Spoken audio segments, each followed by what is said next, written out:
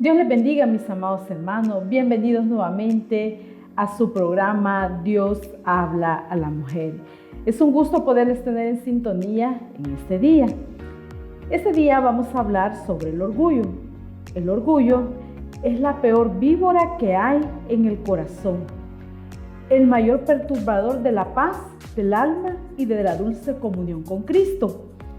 Fue el primer pecado cometido y el más arraigado que existe en el corazón del ser humano.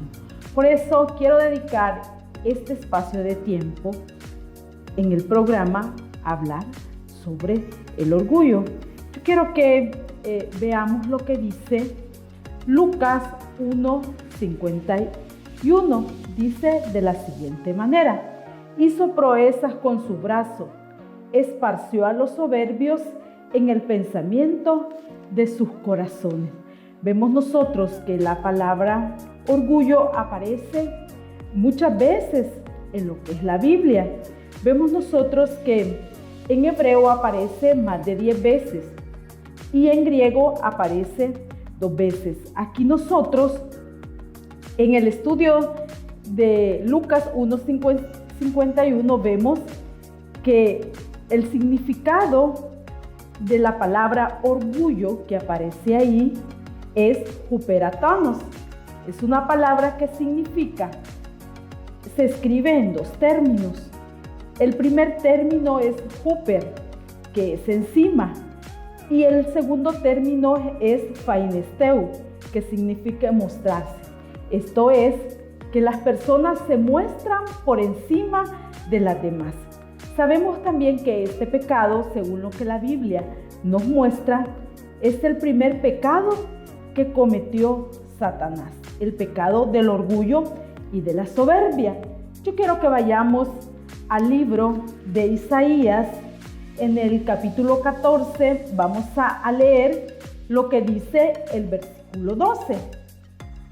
Y dice de la siguiente manera: como caíste del cielo, oh lucero, hijo de la mañana, cortado fuiste por tierra, tú que debilitabas a las naciones.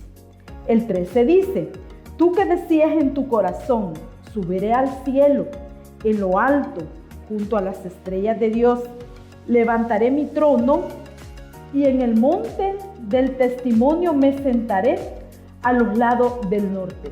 Aquí de lo que está hablando es de Satanás cuando estaba en lo alto, cuando estaba dentro de la posición y el privilegio que Dios le había dado.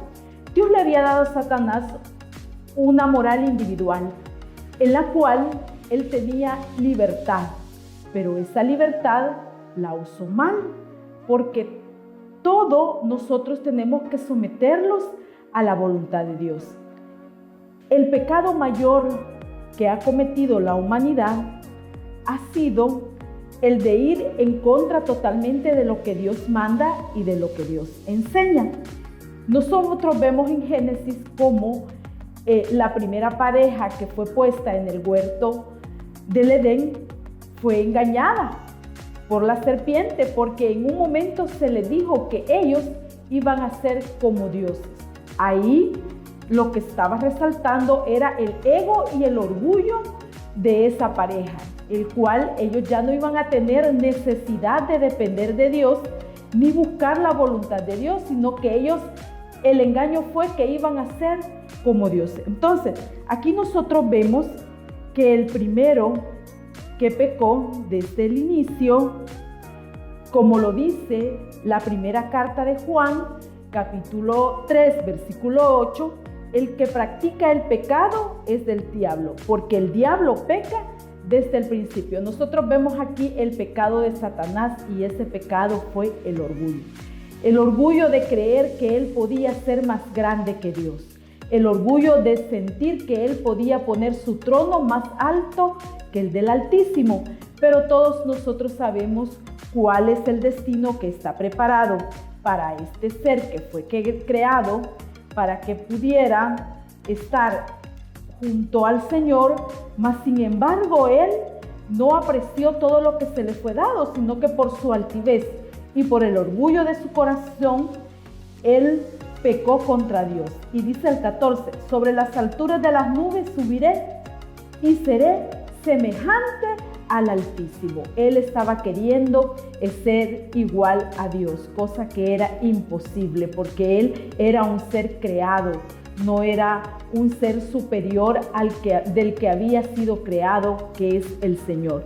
Nosotros también podemos ver en Proverbios 8:13 que dice de la siguiente manera: el temor de Jehová es aborrecer el mal, y la soberbia y a la arrogancia el mal camino.